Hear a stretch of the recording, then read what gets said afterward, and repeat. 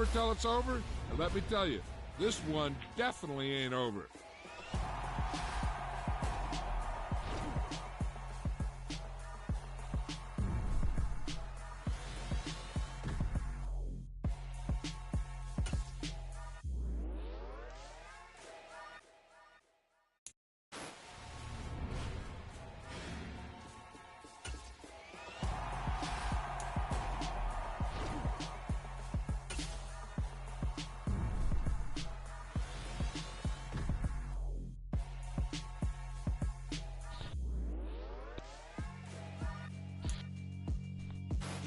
Alright, my flow sinister.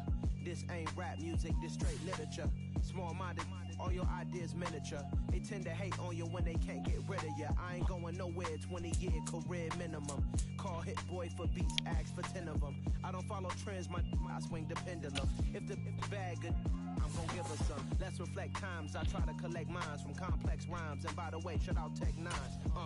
Go and shut the up, just let me talk. I'm a time bomb that's waiting to go off.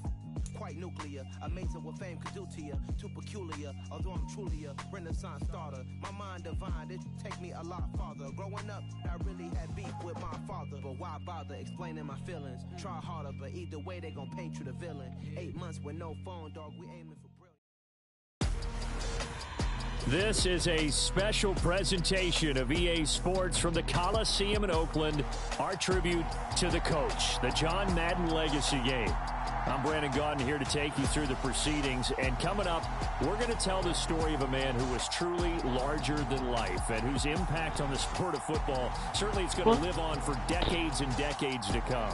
Now, we've assembled a couple of rosters featuring some of Coach's favorite players from both yesterday and today. And Coach himself will be on the sidelines for both squads, trying to motivate his guys to victory. And I'm joined now by my good friend Charles Davis. CD, your thoughts on John Madden and what he meant to the sport he loved so much? For me, Brandon, it's the word joy. He brought that to the game of football, brought the game to so many people. He stayed involved his entire life, and moving forward, when you...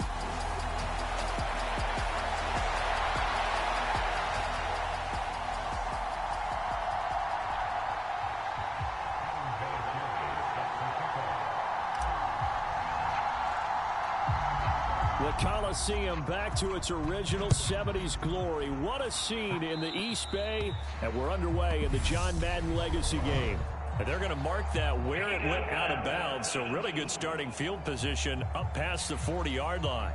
Wishing he had a mulligan. That's not how you want to start the game. Not at all, because not only do you give up the penalty and good field position, but it just kills the momentum of your team as you start a game.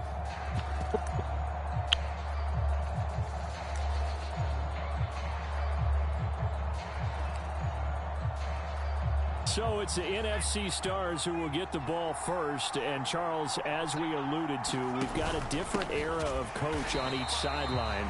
So the man coaching this NFC squad, we'll call him Young John Madden. This is a coach who was trying to establish a foothold in the NFL and on the cusp of doing it very successfully. Yeah, you think back to that period, those early days as the coach of the Raiders, the late 60s in the AFL, and then in the NFL in the early 70s. Coach was a guy who was ahead of his time. The Raiders were one of the first teams to have mini camps, one of the first to film practice, because he wanted to practice coaching as much as he could. And his teams, they were successful right from the start of his head coaching tenure. So as we mentioned at the top, let's take you through the life of John Madden. And, you know, it's very fitting that we're here back in the Bay Area, not just because John's so associated with Raider football, but also because this was where he spent his formative years. Yeah, he grew up over. Touchdown! George Kittle, 60 yards. And the NFC has taken the early lead. When they drew that up, I don't think they envisioned it ending in a house call. But he got it and took it all the way home. Really impressive run after the catch, wasn't it? That was really special by him. But let's face it, in today's NFL, those tight ends are often former wide receivers or maybe even sometimes bigger running backs. They just put them in a position to get a great matchup and make plays like that.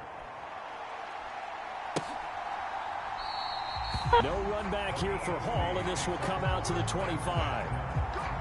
So, Charles, as mentioned, we've got another Coach Madden over here on the NFC sideline. So the man coaching this NFC squad, let's call him young John Madden. This is a coach who is trying to establish a foothold in the NFL and about to do it very successfully. Yeah, you think back to that period, those early days as the coach of the Raiders, the late 60s in the AFL, and then in the NFL in the early 70s. He was a guy who was ahead of his time. The Raiders were one of the first teams to have mini camps, one of the first teams to film practice because he wanted to practice coaching as much as he could. And his teams, they were successful right from the start of his head coaching tenure. But Charles, you mentioned Coach was a 21st round draft pick back in 1958, was the Philadelphia Eagles who selected him. But unfortunately for John, knee problems, they just continued to dog him. He was hurt in his first training camp, actually never saw the field as a player in the NFL. But it was still during his time with the Eagles. You and I were talking about this before going on air, that you could start to see the light bulb going on for what his career path might entail. And it went on in a big way, didn't it? Because while he was rehabbing his knee, he started to spend a lot of time breaking down film with the Eagles, with quarterback Norm Van Brocklin, the future Hall of Famer and future head coach in the NFL. Remember, Van Brocklin coached with the Falcons, he coached with the Vikings, and was there during that time. I think Coach Madden realized his love of football and love for teaching, combining all that together, and that meant being a football coach. So in 1960, began his coaching career at a small college south of San Luis Obispo called Allen Hancock, and then later at San Diego State University under another legendary coach, the guy who could throw it around pretty well, Don Coryell. Well, Charles, you know, it was in the early 1960s that a young John Madden made the acquaintance of the owner of the Oakland Raiders, one Al Davis, of course, and the two, they really bonded, would become one of the best owner-coach duos in NFL history. And to take it a step further, Al Davis became someone who John referred to as his best friend. Yeah, in 1967, Brandon, Al Davis hired Coach Madden to be a linebackers coach. Remember, this was still the AFL at that point. We had not merged totally with the NFL. And Coach Madden, he paid dividends almost immediately. Helped the Raiders win the AFL title in 1968. And that meant a date with the Green Bay Packers in what was now known as Super Bowl II. But by 1969, at the age of 32, just 32, Brandon, John Madden assumed the mantle of head coach of the Oakland. And that is caught for an AFC touchdown. Tony Gonzalez, an 11-yard touchdown. And the AFC is an extra point away from tying this game up. I do believe we came here to see a game, didn't we? And it looks like he's running what we call routes versus air. You just go out there with your offensive unit and throw the football with no defense. He's 5 for 5 on the opening drive. He was on his game there for drive number 1, but my only thing is now he can't go any higher than that. He was so perfect. Can he do it again later? Yeah, all he cares about right now is making it 10 for 10, 15 for 15. Keeping that going. And he feels like he can get it done. And he missed it. No good. And they'll remain down by a point.